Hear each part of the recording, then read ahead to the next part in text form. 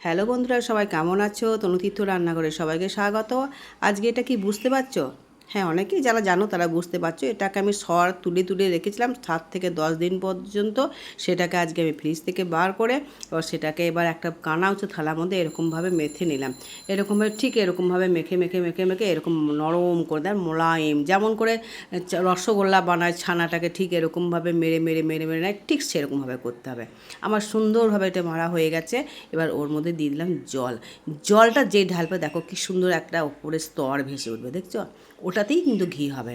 হ্যাঁ, কিন্তু এখনই হবে না, এটাকে রেস্টে তোমার ঘন্টা 2, 3, 4 রেখে দাও।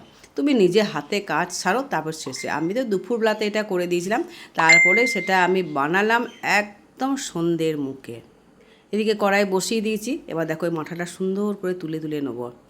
এত হাতে ঘি চপচপ করে যাচ্ছিলো এখনই। দেখছো কী সুন্দর ভাসছে, দেখছো? দেখো বসিয়ে দিয়েছি। আর দেখো আস্তে আস্তে চারিপাশটাতে দেখো কী সুন্দর ঘি বেরোতে শুরু করে দিয়েছে, হলুদ হলুদ হলুদ করে। এই দেখছো একদম হলুদ হয়ে যাচ্ছে ঘিটা।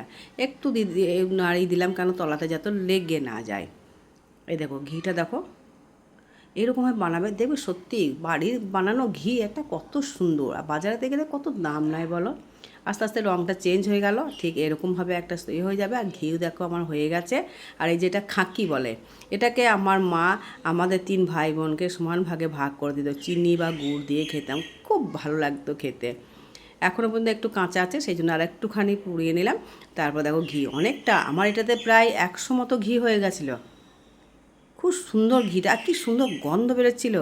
এরকমভাবে বানাবে, প্রত্যেক দিন সরটাকে তুলে রাখবে, ফ্রিজে রেখে দেবে। বাইরে রাখলে কিন্তু পচে যাবে, একদম পোকা হয়ে যায়। আমি ফ্রিজে রেখে দিয়েছিলাম, দিয়ে এরকমভাবেই বানালাম। তাহলে তো শিখে গেলে তোমরা কীভাবে ঘিটা বানাতে হয়। জানি অনেকেই জানো, কিন্তু আমি আজকে দেখিয়ে দিলাম। ভালো লাগলে একটু লাইক, কমেন্ট আর সাবস্ক্রাইব করতে ভুলবে না প্লিজ। আর প্রত্যেকের কাছে একটু শেয়ার করে দাও, তারা যেন এটা দেখে এবং এরকমভাবে ঘি বানায়।